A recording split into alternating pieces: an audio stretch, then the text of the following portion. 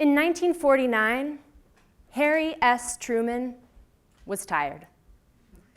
World War II had just ended, and in his second inaugural address, Truman needed to inspire Americans, weary after years of war. To do it, he painted America in a fresh and altruistic light. He said, and I quote, "More than half the world's population live in conditions approaching misery. Their economic life is primitive and stagnant. We must embark on a bold new program for the improvement and growth of underdeveloped areas." What Truman is saying here is a powerful new idea in the world: development. If the West pools our resources, we can help poor, developing countries do just that: develop, get richer. It's an uplifting narrative, making Americans feel good that we can help. One small issue: this was a total PR play. It was a concept made up 10 days prior by a mid-level State Department employee whose only mandate was to reignite American energy for Truman's second term. At the time of the speech, not one document existed to support the actual execution of the plan. And to put this in historical context, a Western-led narrative at the time of benevolence was unprecedented. Western-led colonialism was still going on after World War II at the time of this speech. But Americans loved the new narrative, and we followed through. And today, the West, mainly US and Europe, give on average $130 billion in aid per year. This is through large philanthropies like the Gates Foundation, through multilaterals like the World Bank and the IMF, and through traditional government aid like USAID or DFID in the UK. And through our collective giving, Truman's narrative has stood the test of time. Rich countries help poor countries. It's something we all kind of know.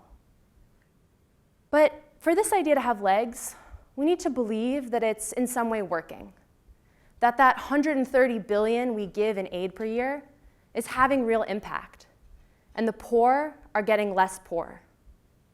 And that, too, is a widely touted narrative. In 2015, the UN published a landmark report that said that the global poverty rate has been cut in half over the last 30 years. And that sounds great, because that means that our efforts are working and our global economic system is sound. And we should all feel good about that, if not for a difficult fact. Global poverty isn't getting better. In fact, it hasn't budged in 30 years. So the 2015 claim of huge wins against global poverty relies on an antiquated $2 a day poverty line. That poverty line is set by the same institutions responsible for showing progress against poverty. And so that line is abysmally low. Most development economists today cite that it takes closer to an $8 a day poverty line to achieve basic nutrition and normal human life expectancy. And if we look at the $8 a day poverty line and subtract out China, which has taken its own development efforts mainly outside of US control, we see that the proportion of people living in extreme poverty hasn't meaningfully changed in 3 decades. And we can see this reflected again in our ever-growing global inequality. The gap in GDP per capita between rich and poor countries has tripled since the time of Truman's speech. Let that sink in. This is not a tale of poor countries catching up to the West. This is a story of a growing poverty divide. For me, this is a profound thing to grapple with. I work in development economics, and I've worked to expand access to credit for the unbanked in emerging markets. I lived between Peru and Indonesia and Kenya, and I thought I was part of a wave of things generally getting better. So the idea that global poverty is not getting better hits me to my core. And it forces me to ask my trillion-dollar question. In the face of all of these development efforts, why aren't we making progress against poverty? And in that, is the Western influence I'm a part of helping or hurting? My favorite development economist, Jason Hickel, has a shocking idea. What if aid, all the bridges, all the bed nets, is irrelevant? Or worse than irrelevant? What if it is nothing more than a convincing PR play, like Trumans Speech, a distraction? In this narrative, we get to be the good guys. The West is helping the poor catch up, and everyone gets to sleep at night knowing we are doing what we can. And we don't have to do anything differently, besides maybe give a little bit more in aid per year, if our global economic system is working to alleviate poverty.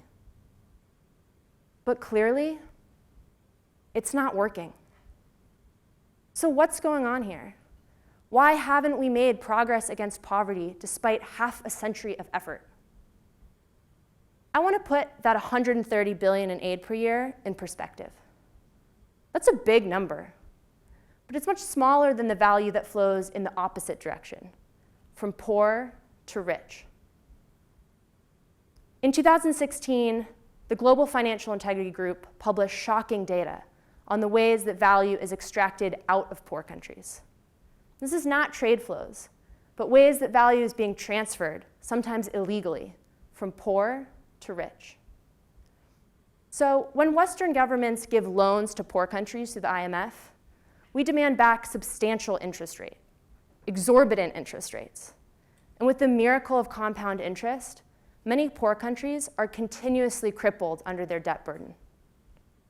Some of these debts were taken decades ago, and the principal has been long repaid, but we keep demanding back interest. To put this debt in perspective, the amount that poor countries spend on debt service each year is a bigger number than the UN projects is needed to eradicate global poverty completely. And when we loan, on top of interest, we have structural adjustment. So that's when Western governments lend to poor countries, we demand the poor countries adopt certain economic policies. And we tell them these policies will help them develop, but really, these are policies of free trade and low tariffs that benefit our Western corporations working there.